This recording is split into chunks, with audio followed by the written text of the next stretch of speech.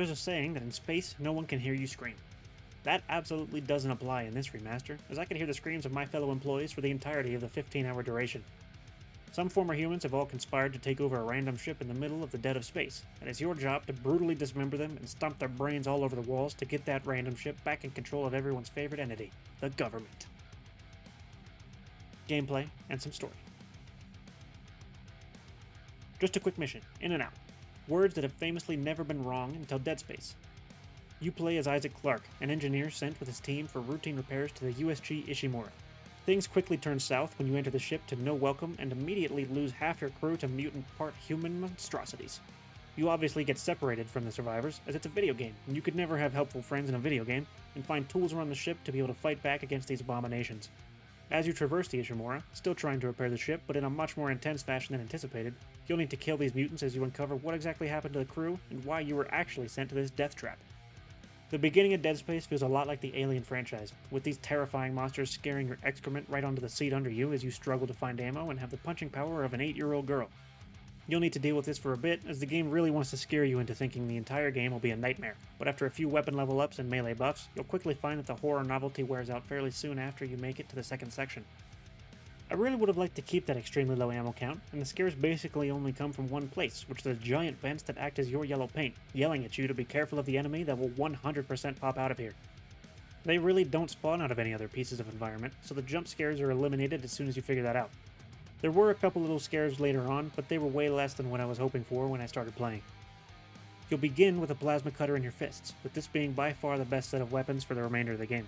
You will find 6 other weapons in your playthrough, including a saw blade shooter, an assault rifle, and even a gravity gun. However, these really only need to see the outside of your anus when you run out of ammo with the plasma cutter, as it is so effective at cutting off legs and then you can just stomp out your enemy in addition to providing the most available ammo.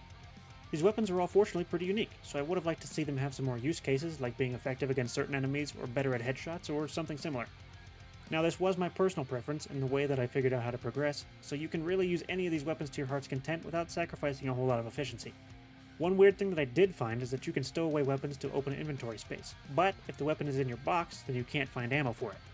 I had stowed the big damage weapons like the laser gun to use later, but I ended up with no ammo for it when I went to use it because of that strange interaction. If you plan to pull out the weapon at all, just be sure to use your apparently massive anal cavity to keep it with you. The other way to engage in combat is your force abilities Stasis and Kinesis. Stasis allows you to slow down enemies for a few seconds, allowing you to reposition for critical hits. This wasn't really needed for the majority of the game because the guns are so strong, but it did see some action against bosses and in some spots in the map that require you to stop a constantly slamming door. I use Kinesis a hell of a lot more, as it can pick up sharp objects to fire through any normal enemy for a one-hit kill. In addition to the weapons, you'll also find health and upgrades to your suit and guns out in the world. There is no way to heal without using a health pack, so don't go around saving them for a later occasion. The upgrades to your weapons come in the form of power nodes, that you can use on whatever upgrades you choose between damage, fire rate, or ammo capacity, as well as some weapon-specific upgrades that you'll need to find a blueprint for. The suit upgrades are for health or for your stasis, which you can use power nodes on as well. The skill trees for the suit and weapons were fun additions, but I would have liked to see some more interesting upgrades than just, now this gun does better damage. I personally would have liked if there were no upgrades at all, as that would have left you in a constant state of hopelessness that you experienced earlier in the game. But having a skill tree to pick your weapon of choice is the next best thing. The gameplay at the start of the game is by far the best. Feeling weak and scared was some of the most fun I've had in gaming, but unfortunately that doesn't last long before you're a human tank like in any other action game. After the first few hours, the game is just kind of fine. The story is very interesting, but most of the game is centered around action and not story, so it doesn't really make up for it. That, in addition to the repetitiveness of facing the same few enemy types with the same solution to every fight, just made the game get old real quick in between the really fun story sequences. While it may have been a groundbreaking experience in 2008, in 2026 it just feels like any other action game for the majority of the 15 or so hour runtime. Sound design. The sounds are by far the scariest part of the game.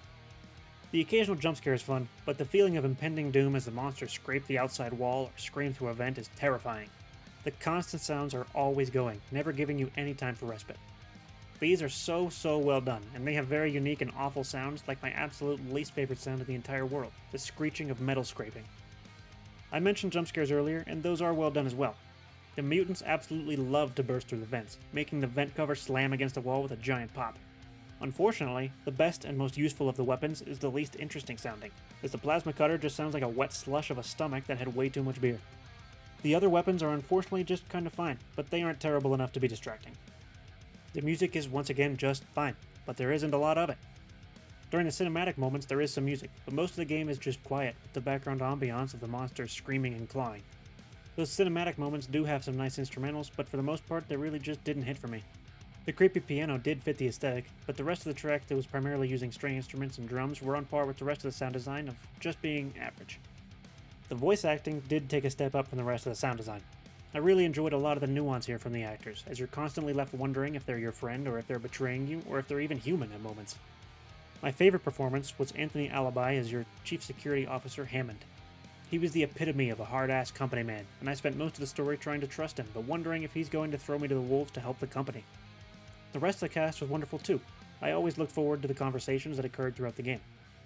One thing that voice actors typically struggle with is yelling and screaming, and this cast absolutely did not have that issue. The screams of terror and yelling at each other was fantastic, and a welcome surprise that I typically just brush past because of how often VAs can't do it. Graphics and art. This is an absolutely beautiful game graphics-wise. The 2023 remaster is gorgeous, with the 2008 graphical direction still holding up. The monsters are fantastic, and everything looks as realistic as you'd want it to for a horror game. There aren't any times where the graphic takes you out of the game. It's incredibly immersive and made me want to keep coming back. Dead Space isn't pushing the boundaries on graphics and making you see little beads of sweat in the cup of your balls, but it does its job and it does it very well. Even though the graphical direction was the typical realism that's seen in a lot of adventure games, the art choices were very, very nice. While most of the game is dark and there are times where you need to choose between lights and oxygen, the lighting quality is great. The choice of some teals and oranges and greens to bounce off the minimally lit walls was a lot of fun and absolutely gorgeous. I also liked how the gore popped in the sporadic lighting, with a more orange choice for the blood rather than a deep red that you typically see in these types of games. Performance. I played this on an i9-14900K and 3080 Ti and had just a couple performance issues. I was able to run Dead Space on mostly high settings with a very manageable 60 FPS and 1440p. This was stable for most of the game, with just a couple drops when exiting the ship or when there was lots of greenery around. The monsters didn't have any effect on my performance, my computer's performance that is, because my personal performance was much like a virgin's first experience. Other than the two space combat sections, I never had any issues with the combat and frames, which made it a hell of a lot easier to stay alive. For a game from 2003, I surprisingly don't see people with any lower-end present-day PCs having issues, as the game really didn't demand a whole lot from my system. It may take some settings finagling, but 60 frames is entirely possible for most rigs, particularly those running a 1080p setup. Final verdict. Dead Space has a captivating story that leads you on some surprising twists and turns that really left me guessing throughout my entire playthrough. The performance is great and the graphics are gorgeous, but there just isn't anything super unique here. The novel gameplay from the start of the game doesn't last very long, and after the first 90-ish minutes, you're just playing a basic action game with an interesting story. With all that said, the $60 price tag is just way too much for me.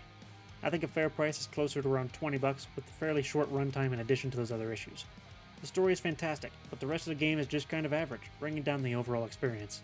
It's worth a playthrough, but only if you can get it on a big sale. I do reviews like this one for the games I play on stream, so check me out on Twitch if you're interested in watching me experience these games. If you liked the review, give it a like, and if you didn't, give it a dislike. Thank you all for watching, and I'll see you guys next time.